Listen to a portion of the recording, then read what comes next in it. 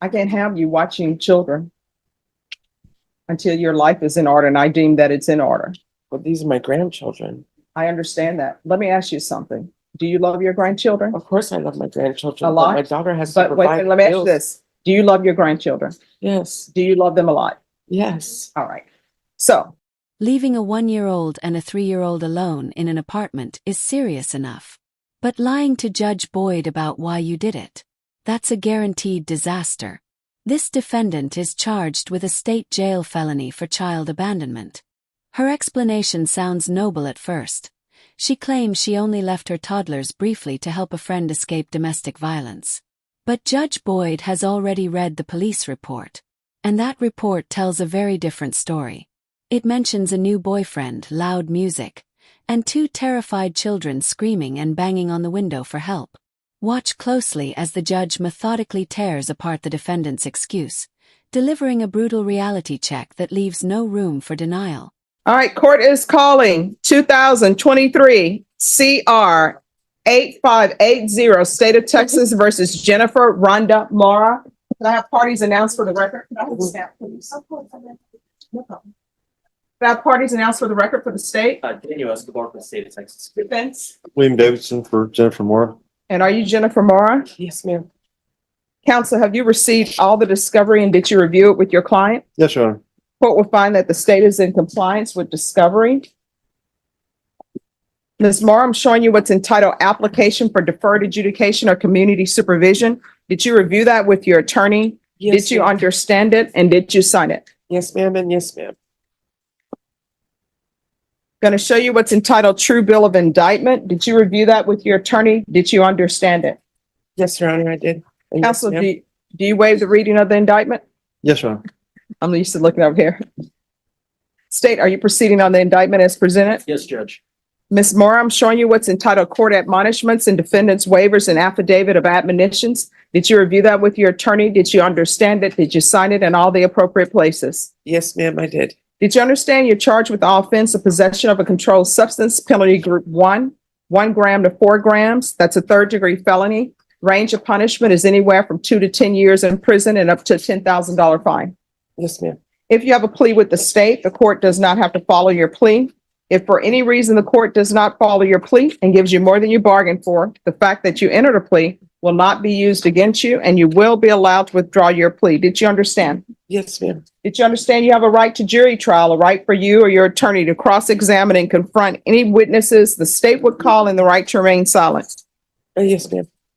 Did you understand by entering this plea, you were giving up those rights? Yes, ma'am, I do. All right, you're all going to have to whisper in the box. If you can't whisper in the box, then you can't talk in the box. And there's no talking in the box behind the court reporter. If you want to have your witness, your client move to the other end, they will do that.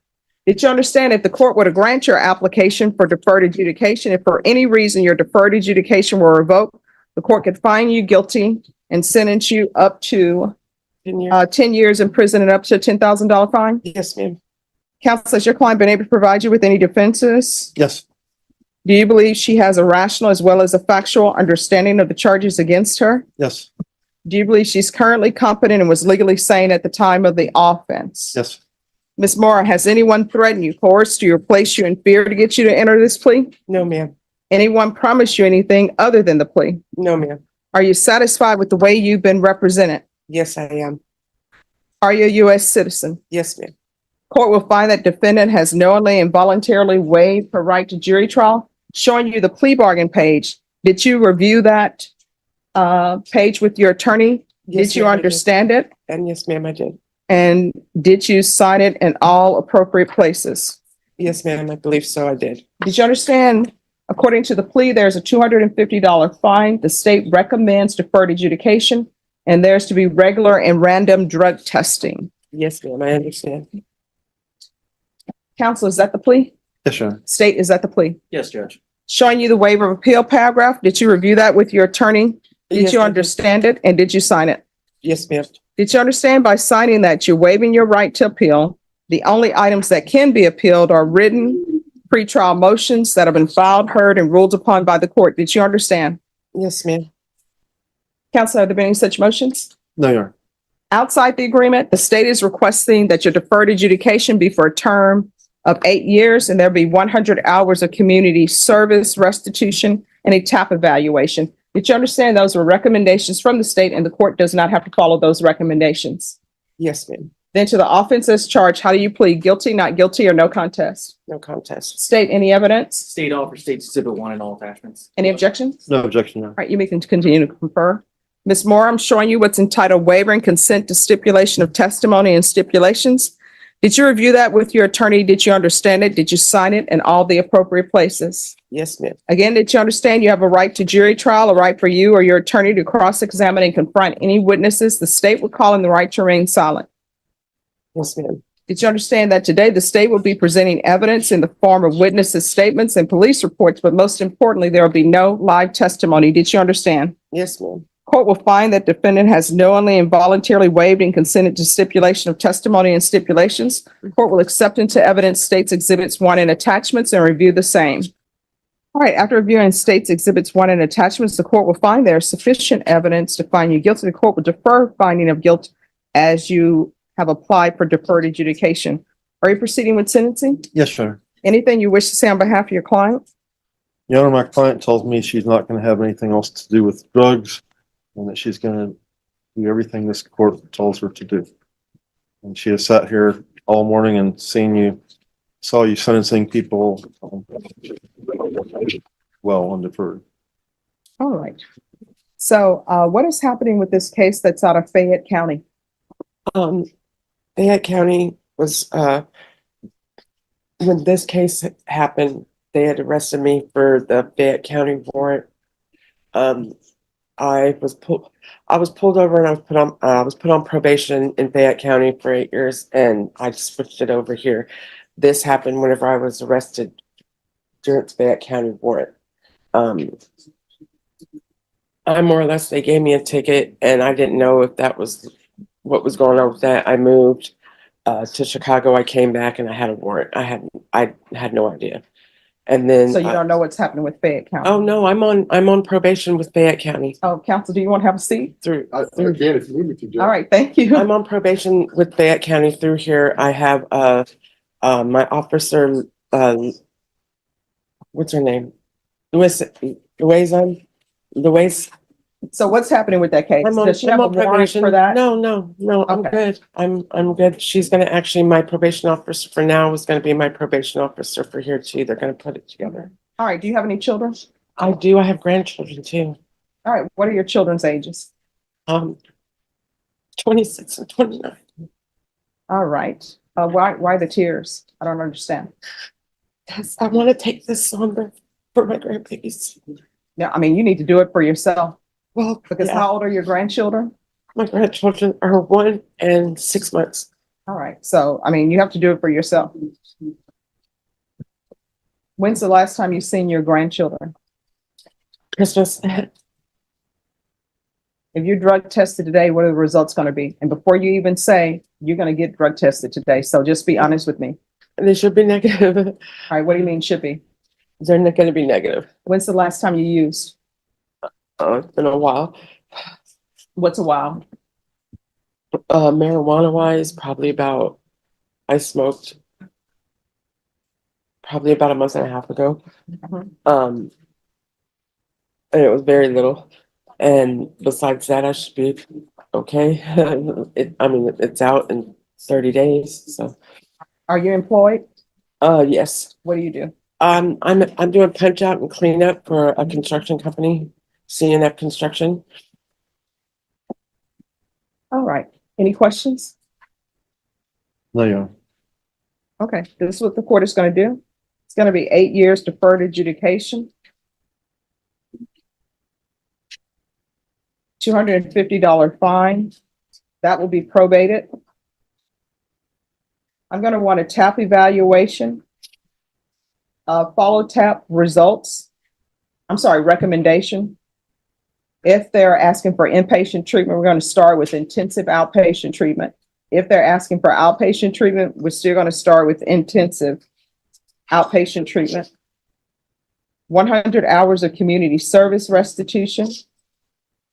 Proof of employment